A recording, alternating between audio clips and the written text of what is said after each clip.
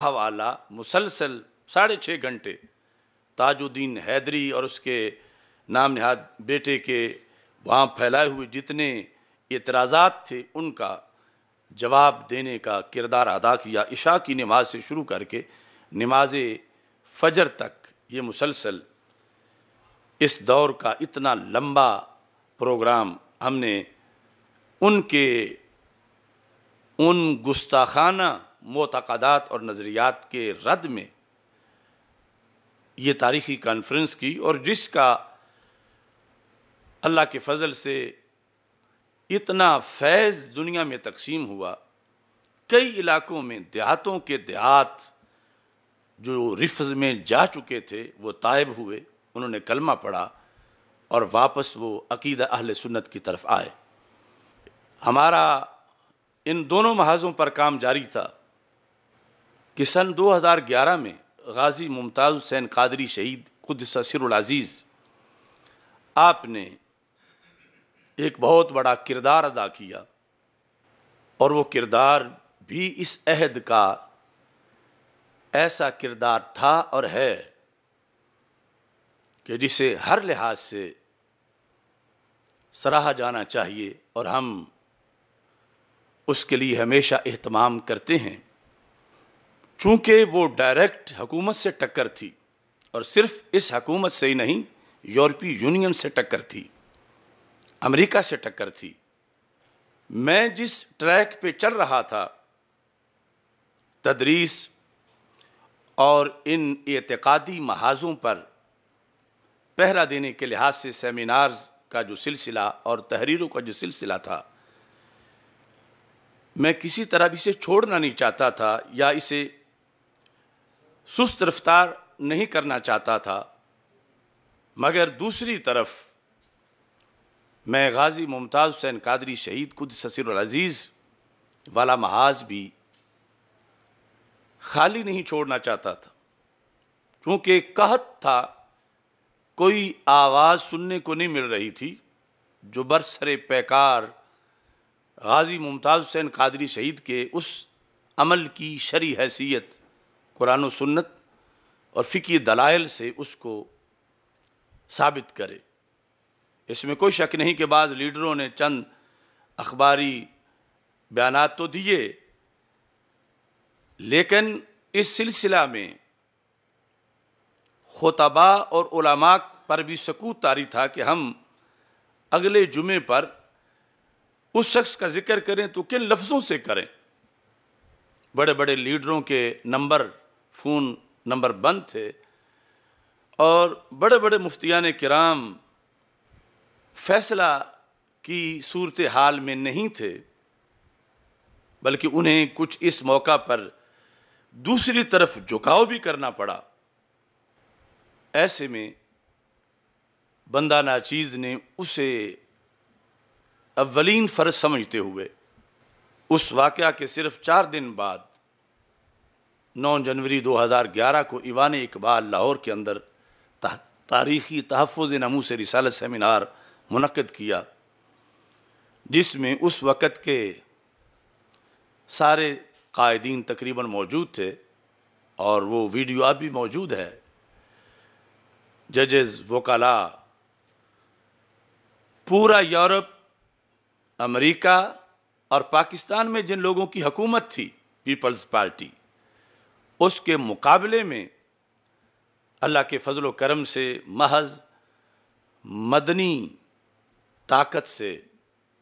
ہم نے دلائل سے ثابت کر کے علماء سے درخواست کی کہ ممتاز حسین قادری دہشت گرد یا قاتل نہیں، یہ ملت کی آنکھ کا تارہ ہے، اور اس نے بہت بڑا کردار ادا کیا ہے، اور اس کردار کی یہ دلیلیں موجود ہیں۔ میرا یہ خیال تھا کہ میں جب علماء کو فکری اور علمی مواد دے دوں گا تو میں بری الذمہ ہو جاؤں گا کہ اب یہ اس تحریک کو لے کر آگے چلیں، لیکن ہوا یہ کہ اس کے بعد مطالبہ انہی حضرات کی طرف سے مزید بڑھ گیا کہ آپ اس تحریک کو لیڈ بھی کریں، اور پھر مجھ سے پوچھے بغیر ہمارے ہی سٹیج پر کچھ لوگوں نے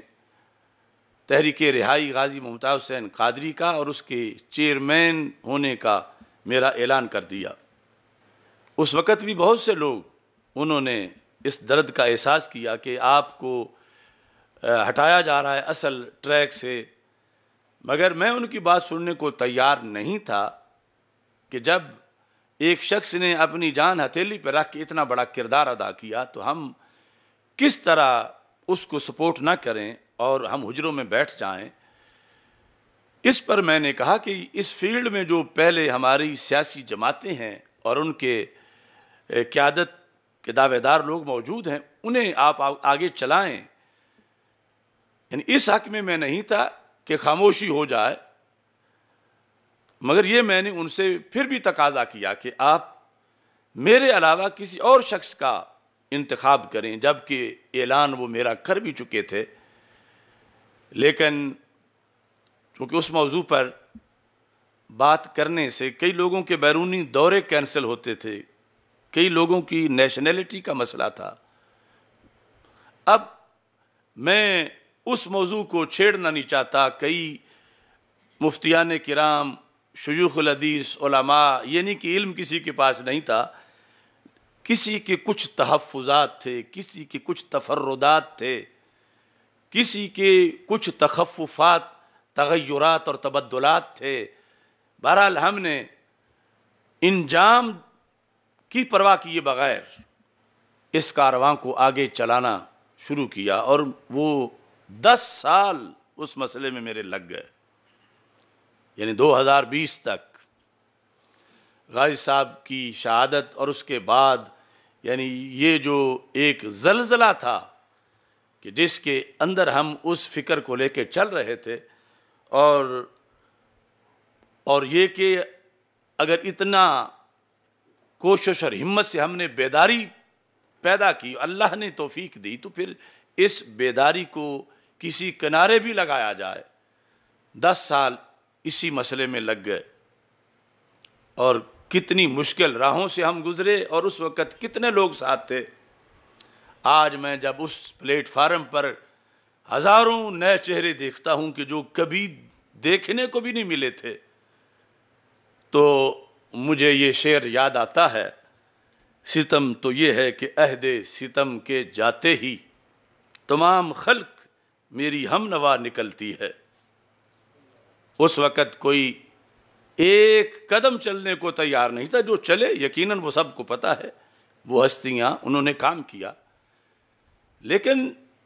جو تماشبین تھے یا مخالفین تھے، جن کے فتوے ہمارے خلاف تھے،